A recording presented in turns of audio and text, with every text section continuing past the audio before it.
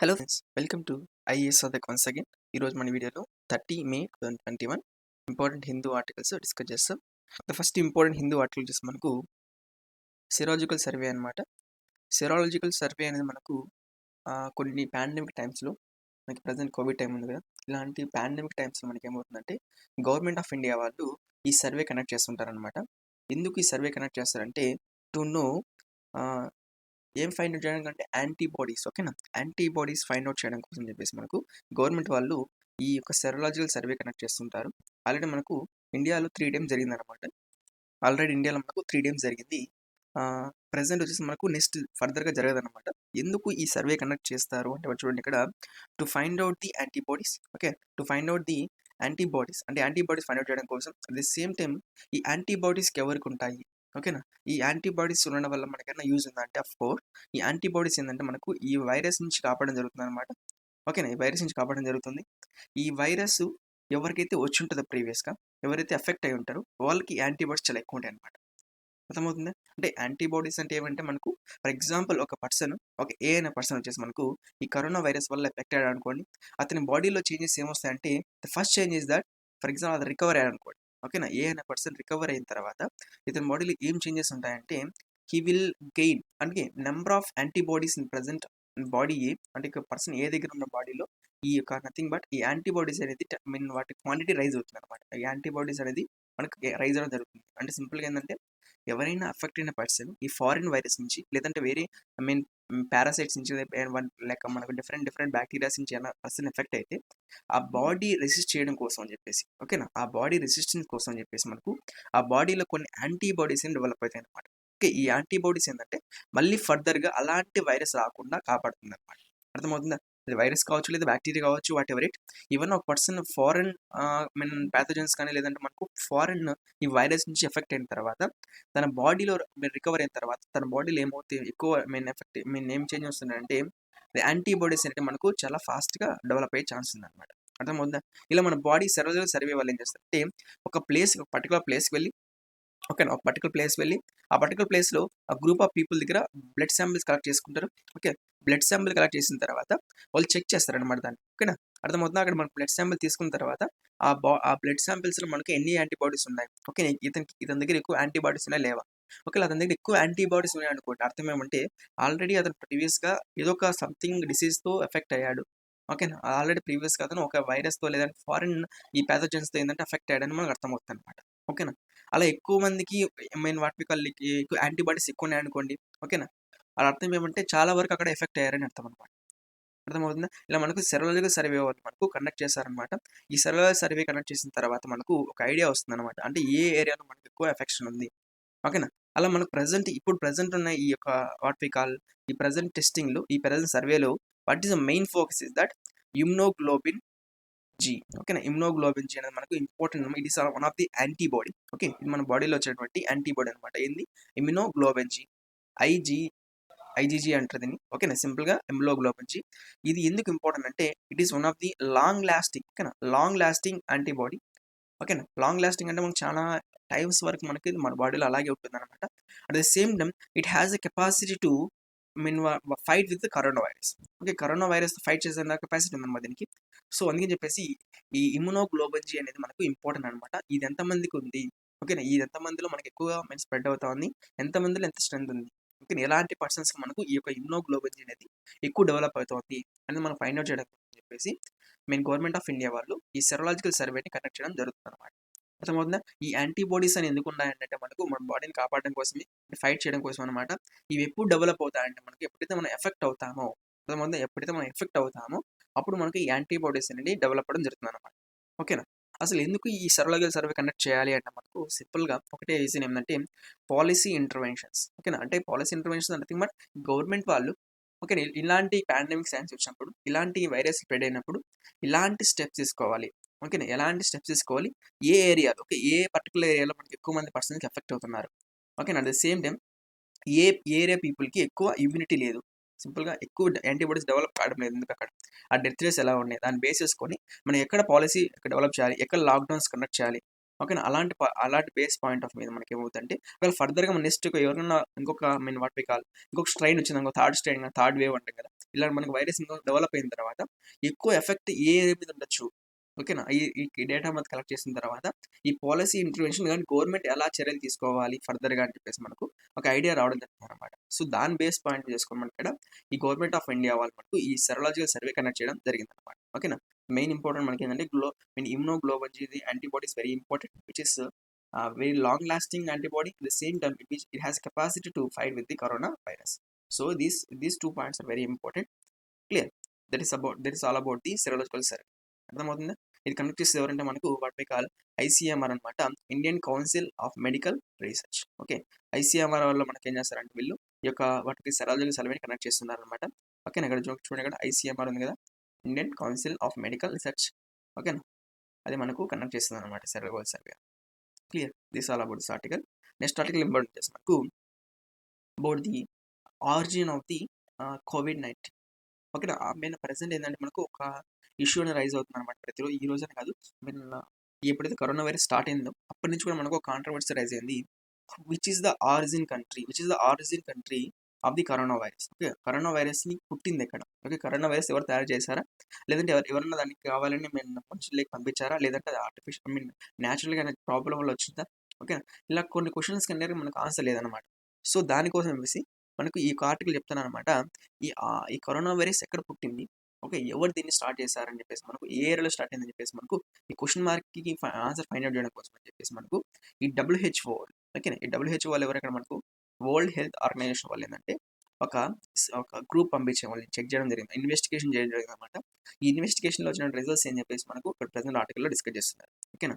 The first hypothesis వచ్చేది మనకి ఏంటంటే అంటే ఊహలు అనమాట, అజంప్షన్స్. ఓకే, ఫస్ట్ ఇక్కడ మనకు ఈ కరోనా వైరస్ ఎక్కడ స్ప్రెడ్ అయింది, ఫస్ట్ పాయింట్ వచ్చేసి మనకు ఇది లేబొరేటరీలో స్ప్రెడ్ అయిందా, లేదంటే వాటికల్, లేదంటే animal species to humans. Okay, మన న్యాచురల్ ప్రాసెస్ ద్వారా అనిమల్స్ నుంచి హ్యూమన్స్ స్ప్రెడ్ అయిందా, లైక్ మనకు ఎయిడ్స్ ఉంది కదా, ఎయిడ్స్ లాగా మనకి అన్న మనుషులు అంటే ఈ అనిమల్స్ నుంచి మనకు స్ప్రెడ్ అవుతుందా, లేదా నిఫా వైరస్ లాగా కానీ ఓకే అనిమల్స్ నుంచి స్ప్రెడ్ అవుతుందా, లేదంటే ల్యాబొరేటరీలో ఎవరైనా కావాలని తయారు చేశారా? ఓకే, ల్యాబొరేటరీలో కావాలని తయారు చేశారా, లేదంటే మనకు ఒక యాక్సిడెంటల్గా బయటకు వచ్చేసిందా, లేదంటే మనకు ఇంటెన్షనల్గానే మనకి ఎవరైనా కావాలని ఈ యొక్క వైరస్ని తయారు చేసి మన మనుషుల్లోకి వదిలేరా అని చెప్పేసి మనకు వాటికల్గా ప్రజెంట్ క్వశ్చన్ అనమాట. అండ్ 2 అజంప్షన్స్ ఉన్నాయి. కొంతమంది ఏమంటారంటే ఇది కావాలని ల్యాబొరేటరీ తయారు చేశారంటారు. ఓకే, ల్యాబ్లో తయారు చేశారు, ఇది కావాలని తయారు చేశారు కొంతమంది అంటారు. అలాగే కొంతమంది ఏమంటారంటే ఇది ల్యాబొరేటరీలో తయారైంది కానీ బట్ ఏంటంటే యాక్సిడెంటల్గా బయటకు వచ్చేసింది, అంటే కొన్ని రియాక్షన్స్ వల్ల అనేది సంథింగ్ ప్రాబ్లం రావడం వలన ఇది యాక్సిడెంటల్ బయటకు రావడం జరిగింది చెప్తారు. అట్ ది సేమ్ టైం ఇంకోటి ఏంటంటే ఈ అనిమల్ స్పీసెస్ అంటే అనిమల్స్ వల్ల ఏంటంటే స్ప్రెడ్ అయింది, అనిమల్స్ వల్ల స్ప్రెడ్ అయింది చెప్పేసి మనకు ఈ అజంప్షన్స్ ఫస్ట్ నుంచి ఉన్నాయన్నమాట. బట్ ఏది కరెక్ట్ అనేది మనకు కరెక్ట్గా క్లారిటీ లేదు. సో ఇది దీన్ని ఫైండ్ అవుట్ చేయడం కోసం ఓకేనా, ఆల్రెడీ మనకు చైనాకి చాలా పెద్ద బ్యాడ్ నేమ్ వచ్చేసింది అనమాట. దేనివల్ల అంటే COVID-19 వల్ల ఆల్మోస్ట్ చాలా కంట్రీస్ అన్ని చైనాని బ్లేమ్ చేస్తున్నాయి. ఎందుకంటే చైనానే తయారు చేసింది, కావాలని ప్రజల్ని ఇబ్బంది పెట్టడం కోసం చైనా తయారు చేసిందని చెప్పేసి మనకు చాలా రూమర్స్ అనేవి ఉన్నాయన్నమాట. సో దానికోసం చెప్పేసి China government at the same time with help of the WHO, okay, WHO హెల్ప్తో ఇద్దరు కలిసి ఇన్వెస్టిగేషన్ స్టార్ట్ చేశారనమాట. ఈ ఇన్వెస్టిగేషన్లో ఏం తెలియదంటే వాళ్ళు they says that it is they, okay, investigation అంటే ఎవరు ఇన్వెస్టిగేషన్లు ఇక్కడ WHO ఇన్వెస్టిగేషన్లో అట్ ది సేమ్ చైనా హెల్ప్తో ఇద్దరు చైనాలో ఇన్వెస్టిగేట్ చేసిన తర్వాత they found that it is the what we call natural phenomenon. ఒక న్యాచురల్ ఫినామినన్ డిస్కస్ చేశారు. ఇది అనిమల్స్ నుంచి స్ప్రెడ్ అయింది మన హ్యూమన్స్కి అని చెప్పేసి మనకు వాట్ వి కాల్ ఇక్కడ మనకు చెప్పడం జరిగింది అనమాట. బట్ ఇక్కడ ఏంటంటే చాలా వరకు కొన్ని countries like opposite of China countries ఉన్నాయి, లైక్ మన అమెరికా కావచ్చు, లేదంటే జపాన్ కావచ్చు, ఇవి ఇప్పుడు కూడా ఈ WHO రిపోర్ట్స్ని ఇంకా నమ్మలేదన్నమాట. ఎందుకు నమ్మడం లేదంటే రీజన్ ఏమంటే ఈ యుఎన్ఓ WHO వాళ్ళు they go in the way of the China. China ఇలా చెప్తే అలా అన్నమాట, ఇది ఇక్కడ ఉంది, ఇది ఇక్కడ ఉందని చెప్తే వాళ్ళు just they note down the all the facts that is given by the China. China ఇటువంటి ఫ్యాక్ట్స్ ని నోట్ చేసుకున్నారు అంతేగాని they never investigate that. Okay, investigate చేయలేదు అని చెప్పేసి మనకు ఒక రూమర్స్ అనేవి వచ్చాయన్నమాట. సో కొన్ని కంట్రీస్ వచ్చేసి దీన్ని ఒప్పుకోవడం లేదన్నమాట. ఇది ఖచ్చితంగా మనకు ఇలా అనిమల్స్ నుంచి మనకి స్ప్రెడ్ అయిందని చెప్పేసి మనకు ఎలాంటి ప్రూఫ్స్ లేవు కాబట్టి బట్ జస్ట్ చైనా చెప్పిన మాటలను బేస్ చేసుకొని వీళ్ళు చెప్తున్నారని చెప్పేసి మనకు కూడా చెప్పడం జరుగుతుంది. ఓకేనా? సో మనకి ఇక్కడ ఎందుకు ఈ what we call what is the reason of probing అంటే మనం ఫైండ్ అవుట్ చేయడానికి రీజన్ ఏంటి, ఎందుకు మనం ఫైండ్ అవుట్ చేయాలి, ఇక్కడ మనకి ఎక్కడ పుట్టింది అసలు, ఎక్కడ ఆరిజిన్ ఎక్కడ ఉందని చెప్పేసి మనం ఫైండ్ అవుట్ చేయడానికి రీజన్ ఏమంటే simple reason that is that what we call ఇలాంటి ఫర్దర్గా మళ్ళీ ఫ్యూచర్లో బ్రేక్అవుట్స్ రాకుండా ఉండడానికి అది ఎక్కడి నుంచి బయటకు వచ్చింది తెలిస్తే మనం అలాంటి ప్లేసుల్లో మనం ఏంటంటే ఫర్దర్గా కొద్దిగా వాటికి డెవలప్మెంట్ స్టెప్స్ కావచ్చు, లేదా సేఫ్టీ మెజర్స్ తీసుకోవచ్చు కదా. అర్థమవుతుందా? అది అనిమల్స్ నుంచి వచ్చింది అనుకోండి, ఏ నుంచి వస్తుంది అది ఓకే, ఫర్దర్గా ఇలాంటి అనిమల్స్ మనకు దేనివల్ల ఎఫెక్ట్ అయింది? మన పొల్యూషన్ వల్ల ఎఫెక్ట్ అవుతుందా? లేదంటే వేరే కాజెస్ ఉన్నాయా? ఓకేనా? లేదంటే ల్యాబొరేటరీస్‌లో దేనివల్ల ఏదాన్ని యూజ్ చేయడం వల్ల మనకి ఇలా వైరస్ స్ప్రెడ్ అవుతుంది? ఓకేనా? ల్యాబొరేటరీలో ఎలాంటి సేఫ్టీ మెజర్స్ తీసుకోవాలి? ఓకేనా? ఫర్దర్‌గా మళ్ళీ ఇలాంటి వాట్ వి కాల్ పాండమిక్స్ అనేటివి అవుట్ బ్రేక్ కాకుండా ఉండడం కోసం అలా సేఫ్టీ మెజర్స్‌ని డెవలప్ చేయడం కోసం చెప్పేసి మనకు ఇలా ఫర్దర్‌గా తీసుకురావచ్చనమాట. సో, దాని బేసిస్‌గా మనకు ఈ ఆర్టికల్‌లో ఎందుకు మనం ఫైండ్ ఔట్ చేస్తున్నాం రీజన్ అంటే అది. ఓకేనా? ఎవరి హెల్ప్‌తో మనకు ఫైండ్ ఔట్ చేశారంటే మనకు ఈ డబ్ల్యూహెచ్ఓ ఉంది కదా! ఈ డబ్ల్యూహెచ్ఓ అంటే వరల్డ్ హెల్త్ ఆర్గనైజేషన్ వాళ్ళు ఈ చైనాతో కలిసి మనకు ఈ చైనాలో ఇన్వెస్టిగేట్ చేశారు. బట్ చాలా వరకు కంట్రీస్ అనేవి మనకు దీన్ని ఒప్పుకోవడం లేదనమాట. అగ్రీ చేయడం లేదు. ఈ యూఎస్ ఇంటెలిజెన్స్ వాళ్ళు కూడా అగ్రీ చేయడం లేదనమాట. ఓకే. బట్ ఇక్కడ క్వెషన్ మార్క్ ఏందంటే ఇంకా క్లారిటీ లేదు మనకు. జస్ట్ ఫర్దర్ ఇప్పటి వరకు రిపోర్ట్ ప్రకారం ఏమంటే డబ్ల్యూహెచ్ఓ వాళ్ళు ఈ యొక్క చైనాలో మనకు స్టార్ట్ అయింది కానీ బట్ ఏంటంటే చైనాలో వీళ్ళు ఇంటెన్షనల్‌గా చేయలేదు. అది వాలంటరీగా వీళ్ళు కావాలని చేయలేదు. బట్ ఏందంటే అది పొరపాటున రావడం జరిగింది. అనిమల్ స్పీసీస్ నుంచి అని చెప్పి చెప్పడం జరిగిందనమాట. Okay. This all about this article. Next article వచ్చేసి మనకు important declining forest bird species in western Himalayas. అర్థమవుతుందా? అంటే ఇక్కడ ఏంటంటే వెస్టర్న్ హిమాలయస్‌లో మనకు ఈ బర్డ్స్ అనేటివి మనకు డిక్లైన్ అయిపోతున్నాయి. ఫారెస్ట్ బర్డ్స్ అనేటివి మనకి చెప్పడం జరుగుతుందనమాట. What are the reasons for the declining forest bust in forest birds in western Himalayas అని మనకి ఇక్కడ ఏమొస్తుందంటే monoculture. Okay, monoculture areas and the urban sites. Of course, urban sites are very important in declaring the forest area, right? మన urban areas development కోసం చాలా వరకు roads construct చేయడం కోసం కావచ్చు, లేదంటే మనకు బిల్డింగ్స్ కన్స్ట్రక్ట్ చేయడం కోసం కావచ్చు, ఫ్యాక్టరీస్ కోసం కావచ్చు. We are declaring forest area. So when we decline the forest area, where will the what we call ఈ forest animal will go. And forest animal ఎక్కడ వెళ్తాయంటే మనకు క్వశ్చన్ మార్క్ అనమాట. ఖచ్చితంగా ఇవి they will die or they will change their habitation. Okay, habitation change చేసుకుంటే లేదంటే what we call అది చనిపోవడం జరుగుతుంది అనమాట. అంటే స్పీసెస్ మొత్తాన్ని అంతరించిపోయే ఛాన్స్ ఉంటుంది. సో ఆ పాయింట్ ఆఫ్ వ్యూ మనకు అర్బన్ సైట్స్ అనేది మనకు చాలా ఇంపార్టెంట్. అందుకోసము declining the forest birds. Forest birds decline చేయడంతో ఈ అర్బన్ సైట్స్ అనేది చాలా ఎఫెక్టివ్ రోల్ ప్లే చేస్తా ఉన్నాయి. ఓకే. అట్ సేమ్ టైం చూడండి ఇక్కడ ఇంకోటి ఏంటంటే monoculture. Okay, what is the monoculture అంటే మీనింగ్ ఏమంటే present what we call development కావచ్చు. ఓకేనా, డెవలప్మెంట్ కావచ్చు, లేదంటే అగ్రికల్చర్ కావచ్చు. ఓకేనా, లేదంటే మనకు కన్స్ట్రక్షన్ ఆఫ్ రోడ్స్ కావచ్చు. ఓకేనా, డిమాండ్ ఆఫ్ ది గూడ్స్ కావచ్చు. ఇలా దీనివల్ల ఏమవుతుందంటే మనకి ఏమవుతుందంటే what will happen is that monoculture development అవుతుంది అనమాట. అంటే మోనోకల్చర్ అంటే మీనింగ్ ఏమంటే ఒక స్పీసెస్లో ఒక ఏరియాలో ఈ ఈ ఈ బర్డ్స్ మాత్రమే ఉండాలి, ఈ ప్లాంట్స్ మాత్రమే ఉండాలి. ఓకేనా, దీనివల్ల మనకి ఎక్కువ ఉపయోగం ఉంటుంది అనే బేస్ పాయింట్లు ఏంటంటే చాలా వరకు మనకి ఈ మోనోకల్చర్ డెవలప్ చేస్తుంది. ఎస్పెషల్ అగ్రికల్చర్తో ఈ పంట వేస్తే మనకు బాగా పండుతుంది, ఈ పంట వేస్తే మనకు డబ్బులు బాగా వస్తుంది, అదే పంట వేస్తుంటారు లాంగ్ టైం ఏంటంటే ఆ పంటే వేస్తుంటారు. దానివల్ల ఏమవుతుందంటే అక్కడ ఉండే కొన్ని ఇన్సెక్ట్స్ అనేవి కానీ లేదంటే కొన్ని బర్డ్స్ అనేవి కానీ ఏంటంటే they depend on the multiple crops అనమాట. అంటే ప్రీవియస్గా మనకు ఈ మల్టిపుల్ క్రాప్స్ అని వేసేవాళ్ళు. బట్ మల్టిపుల్ క్రాప్స్ కాకుండా సింగిల్ క్రాప్ వేయడం వల్ల ఏమవుతుందంటే ఆ వేరే అనిమల్స్ అనేవి లేక వేరే బర్డ్స్ కానీ లేదా వేరే ఇన్సెక్ట్స్ కానీ ఏమవుతుందంటే దే విల్ డిక్లేర్. ఎందుకంటే వాళ్ళ ఫుడ్ ఉన్నదన్నమాట. They depend on one type of crop. వాళ్ళు వన్ ఇయర్ తర్వాత కానీ లేదా 2 ఇయర్స్ తర్వాత మళ్ళీ అదే క్రాప్ వేసారనుకోండి, ఆ బర్డ్స్‌కి హెల్ప్‌ఫుల్‌గా ఉంటుంది. బట్ ఇక్కడ ఏంటంటే అదే క్రాప్‌ని మళ్ళీ వేయడం వల్ల ఏమవుతుందంటే మోనోకల్చర్ అయిపోతుంది. ఒక ఏరియాలో పర్టిక్యులర్ బర్డ్స్ మాత్రమే ఉండాలి. ఒక ఏరియాలో పర్టిక్యులర్ ప్లాంట్స్ మాత్రమే ఉండాలి. ఒక ఏరియాలో particular what we call trees మాత్రమే ఉండేటట్టు చేసామనుకోండి, అలా చేయడం ఏమంటారంటే we call it as a monoculture. Okay. ఈ మోనోకల్చర్ కూడా ఏమవుతుందంటే చాలా బర్డ్స్ అనేటివి మైగ్రేట్ అవుతున్నాయి. లేదా చాలా బర్డ్స్ అనేవి చనిపోవడం జరుగుతుందన్నమాట. So that is saying that in the article. ఇది మన ప్రెజెంట్ ఇలా మోనోకల్చర్ వల్ల మన వాట్ వి కాల్ స్ప్రెడ్ అవుతుంది. ఇంకోటి ఏమంటే మనకిక్కడ దీనివల్ల ఎఫెక్ట్ ఏమవుతుంది? ఈ బర్డ్స్ మనకి తక్కువ అయిపోవడం వల్ల ఎఫెక్ట్ ఏమవుతుంది? ఫస్ట్ వన్ వచ్చేసి పోలినేటర్ బర్డ్స్. ఓకే, పోలినేటర్ బర్డ్స్ అంటే మీనింగ్ ఏమంటే ఈ ప్లాంట్స్‌కి వాటికి pollination very important. And plants ఫర్దర్‌గా గ్రో కావాలన్నా గాని, ఫ్రూట్స్ రావాలన్నా గాని మనకు ఈ ప్లాంట్స్ అనేటివి మన సీడ్స్ ప్రొడ్యూస్ చేయాలన్నా గాని మనకి ఏం కావాలంటే వి నీడ్ ద బర్డ్స్. ఎందుకంటే ఈ పాలినేషన్‌లో చాలా ఇంపార్టెంట్ ఉంటది. ఓకేనా, ఈ బర్డ్స్ చాలా ఇంపార్టెంట్ పాలినేటర్ అంటే మనకు ఈ ఫ్రూట్స్ రావడానికి కోసం గాని. సో పాలినేటర్స్ బర్డ్స్ అనేటివి మనకు లేకుండా అనుకోండి, ఈ ప్లాంట్స్ అనేటివి ఇంకా మనకు డెవలప్ అయ్యే ఛాన్స్ తక్కువ అనమాట. ఎందుకంటే మనకు ఆ ఫ్లవర్ అనేది మనకి సీడ్ లాగా తయారు కాదు. ఆ సీడ్ మళ్ళీ ఫర్దర్‌గా మనకి వేరే ప్లాంట్‌కి దారి తీయదనమాట. ఇంకా ఫ్రూట్స్ కావచ్చు లేదంటే వాటెవర్ ఇట్. ఇలాంటి అన్ని విషయాలకి ఏమవుతుందంటే రిప్రొడక్షన్ ఆఫ్ ది ప్లాంట్స్ అనేది మనకి ఏమవుతుందంటే పూర్తిగా మనకు ఫెర్టిలైజేషన్ అనేది సింపుల్‌గా ఇది మొత్తం ఏమవుతుందంటే కొలాప్స్ అయిపోతుందనమాట. ఇది ఎవరి వలన? ఈ బడ్స్ అనేటివి డ్యామేజ్ అవ్వడం వలన, ఈ బడ్స్ డిక్రీజ్ కావడం వలన ఏమవుతుంది ఫైనల్‌గా ప్రాబ్లమ్ అనేది ఉంటుందనమాట. ఓకేనా. At the same time insectivorous అంటే మనకి ఏంటంటే ఇన్సెక్టివోరస్ కూడా ఉంటాయి కదా! లైక్ మనకు ఇన్సెక్ట్స్ ఎక్కువ స్ప్రెడ్ అవుతాయి. ఓకేనా.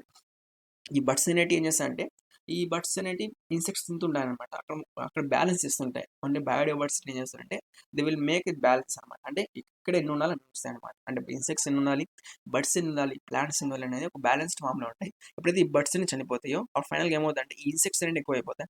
లేదా మనకి వాటికి ఇక్కడ ఈ యొక్క పెస్ట్స్ అన్ని ఎక్కువైపోతాయి అనమాట. ప్లాంట్స్‌లో ఉండే పెట్స్ ఉంటాయి కదా! లైక్ ఎలాంటివంటే మనకు పురుగులు గాని ఇలాంటి కొన్ని ఉంటాయి కదా! ఎక్కువ అవడం వల్ల ఏమవుతుందంటే ఫర్దర్‌గా ఇక ప్లాంట్‌లో మనకు మొత్తం మీద డిస్ట్రాయ్ అయిపోతుంది. అడవి మొత్తం నాశనం అయిపోతుంది. ఓకే. అంటే ఇక్కడ అంటే ఇవి ఉండకూడదని కాదు. ఇన్సెక్ట్స్ ఉండాలి, బర్డ్స్ ఉండాలి. ఇవి 2 ఏందంటే బ్యాలెన్స్డ్ ఫార్మ్‌లో ఉంటాయి ఎప్పుడైతే మనకు. బట్ ప్రెజెంట్ ఇలా మనకి కొన్ని ఇంటర్వెన్షన్స్ వల్ల ఏమవుతుందంటే ఈ 2 బ్యాలెన్స్ తప్పిపోతా ఉంది. ఓకే. నేను చెప్తున్నాననమాట. అట్ ది సేమ్ టైమ్ ఇంకోటేమంటే ఇక్కడ మనకు హాబిటెట్ గైడ్స్.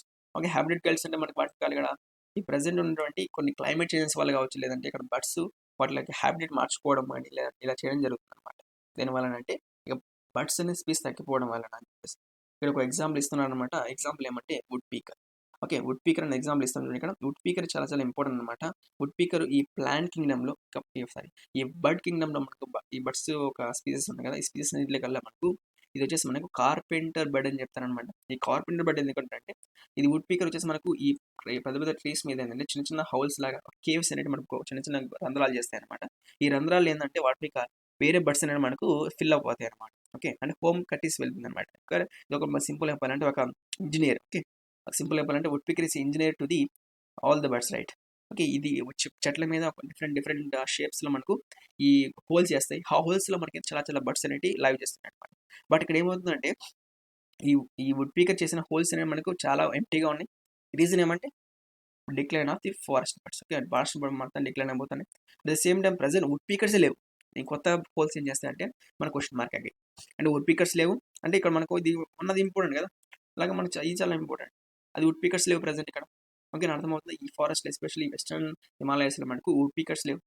వుడ్ పీకర్స్ లేకపోయినా మనకు వేరే అనిమల్స్‌కి ఈ హోమ్ అండ్ షెల్టర్ ఉండదన్నమాట. ఓకే. షెల్టర్ లేకపోతే ఏమవుతుందంటే దే విల్ మైగ్రేట్. ఓకేనా? అంటే ఒకదానితో ఒకటి డిపెండ్ అవుతున్నాయి కాబట్టి ఇక్కడ మనకు అన్ని ఇంపార్టెంటే అనమాట. ఒకటి ఇంపార్టెంట్, ఒకటి ఇంపార్టెంట్ కాదని కాదు. అలాగే మనకు పాలినేషన్‌లో ఇంపార్టెంట్ ఏదంటే బీ కదా! పాలినేషన్ మనకి చాలా ఇంపార్టెంట్ ఏదంటే బీ కదా! పాలినేషన్‌లో బాగా ఇంపార్టెంట్ బీ అంటే మన తేనెటీగలనమాట. ఈ తేనెటీగలు కూడా ప్రెజెంట్ చాలా వరకు ఎక్స్టింక్ట్ అయిపోతున్నాయి. ఎందుకు ఎక్స్టింక్ట్ అయిపోతున్న రీజన్ ఏమంటే మనకు పెస్టిసైడ్స్. ఓకేనా? అలాగే మనకేంటంటే మనకి పొల్యూషన్. అండ్ వాటికి pesticides and pollution are 2 important causes for declining of the bees. Bees అనేవి డిక్లైన్ అవ్వడానికి కారణం ఏమంటే ఈ పెస్టిసైడ్స్ ఎక్కువ అవ్వడం వలన, అలాగే పొల్యూషన్ కూడా ఎక్కువ అయిపోవడం వలన ఏమవుతుందంటే మనకు ఈ ప్రెజెంట్ బీస్ అనేవి ఎక్కువ తక్కువ ఉన్నాయన్నమాట. దీనివల్ల ఏమైందంటే మనకు పొల్యూషన్ జరగదు అసలు. చాలా వరకు మాక్సిమం పొల్యూషన్ జరిగేది దీనివల్లనే. మన హనీ ప్రొడ్యూస్ అయ్యేది దేనివల్లంటే దీనివల్లనే కదా! సో ఏమవుతుందంటే ఇక్కడ మనకు కొన్ని ఒక పాయింట్ బేస్ చేసుకొని మనకు మొత్తం ఎకోసిస్టమ్ మొత్తానికి డ్యామేజ్ క్రియేట్ అవుతాం. సో ఆర్టికల్ అది చెప్తున్నాననమాట. ఇలా మనకు దేనివల్ల డిపెండ్ అయిపోతుందో వాటికి బర్డ్స్‌కి కొద్దిగా షెల్టర్ ప్రొవైడ్ చేయాలి. అండ్ సాంక్చురీస్ ప్రొవైడ్ చేయాలి అని చెప్పేసి మనకు. అలాగే కొన్ని ఫారెస్ట్ ఏరియాస్‌ని మనం ఏంటంటే ఒక నేషనల్ మెయిన్ వాటి రిజర్వ్ ఫారెస్ట్‌గా డిక్లేర్ చేయాలి అని చెప్పేసి మనకు చాలా మీ ఆర్టికల్ చెప్పడం జరుగుతుందన్నమాట. Okay. This is all about this article. Next important article వచ్చేసి మనకు అబౌట్ ది ప్లాస్టిక్స్ అనమాట. ప్రైమరీ ప్లాస్టిక్స్ అలాగే మనకు సెకండరీ మైక్రో ప్లాస్టిక్స్ గురించి. ఓకే. నేను ఎందుకు ఇలా చెప్తున్నా ఈ ఆర్టికల్ అంటే మనకు రీసెంట్‌గా Sri Lankan faces the marine disaster after ship fires. Plastic waste piling up along Coast. చూడండి ఇక్కడ. ఇక్కడ ఏంటంటే ఒక శ్రీలంక వాటి షిప్ అనేది మనకు ఈ ఫైర్ అయిందనమాట. దేనివల్ల ఫైర్ అయిందనేది తెలీదు ఒకటి. సింపుల్ రీజన్ ఏంటంటే plastic waste piling up along the Coast. మీకు ప్లాస్టిక్ వేస్ట్ ఉంది కదా! అది కోస్ట్ మొత్తం ఎలా ఉందంటే ఒక పైల్ అంటే ఒక కుప్పలాగా తయారైపోయిందనమాట. దానివల్ల ఏందంటే ఒక షిప్ అనేది మనకు ఈ ఓషన్‌లో బై యాక్సిడెంట్ వల్ల ఏందంటే ఫైర్ అవ్వడం జరిగిందనమాట. So, that is the reason why it is saying that what are micro plastics అంటే మైక్రో ప్లాస్టిక్స్ అంటే ఏవి? ఓకే. దానివల్ల అడ్వాంటేజెస్ ఏముంటాయి? దానివల్ల డిసడ్వాంటేజెస్ ఏముంటాయి? అదే మనం ఎక్కడెక్కడ యూజ్ చేస్తున్న మైక్రో ప్లాస్టిక్ అని చెప్పేసి మనకు ఈ టాపిక్‌లో డిస్కస్ చేస్తాం. Okay. What is micro plastic అంటే మైక్రో ప్లాస్టిక్ సింపుల్‌గా ఏందంటే మైక్రో అంటే స్మాల్ అని అర్థం కదా! ఓకే. మైక్రో ప్లాస్టిక్ అంటే less than okay. 5 MM. Okay. 5 MM కన్నా తక్కువ. ఓకే. 5 ఎంఎం కన్నా తక్కువ ఉన్నదనుకోండి. అంటే 15 కాదు. జస్ట్ 5 ఎంఎం కన్నా తక్కువ ఉన్న ప్లాస్టిక్ ఏదైనా ఉందంటే దాన్ని ఏం చెప్పొచ్చు మనం ఇక్కడ what we call it is a micro plastic. Okay. Micro plastics కూడా మనకు ప్రైమరీ మైక్రో ప్లాస్టిక్ అలాగే మనకు సెకండరీ మైక్రో ప్లాస్టిక్ ఉంటదనమాట. ఈ ప్రైమరీ మైక్రో ప్లాస్టిక్ ఏమంటే మనకు డైరెక్ట్‌గా మనకు వాట్ వి కాల్ ఈ మ్యానుఫ్యాక్చరర్ ఉంటారు కదా! అంటే తయారు చేసే వ్యక్తి అనమాట. మన కంపెనీస్‌లో ప్లాస్టిక్ తయారు చేస్తారు కదా! తయారు చేసే వ్యక్తి డైరెక్ట్‌గా ఏందంటే ఈ మైక్రో ప్లాస్టిక్‌ని తయారు చేస్తారు. అర్థమైందా? అంటే దీనికి డైరెక్ట్ తెలుసు తనకి. ఓకే. ఈ ప్లాస్టిక్ ఇక్కడ యూజ్ చేస్తారు కాబట్టి డైరెక్ట్‌గా మ్యానుఫ్యాక్చరర్ ఏం చేస్తారంటే ఈ ప్లాస్టిక్‌ని తయారు చేస్తారనమాట. మైక్రో ప్లాస్టిక్‌ని. అర్థమవుతుందా?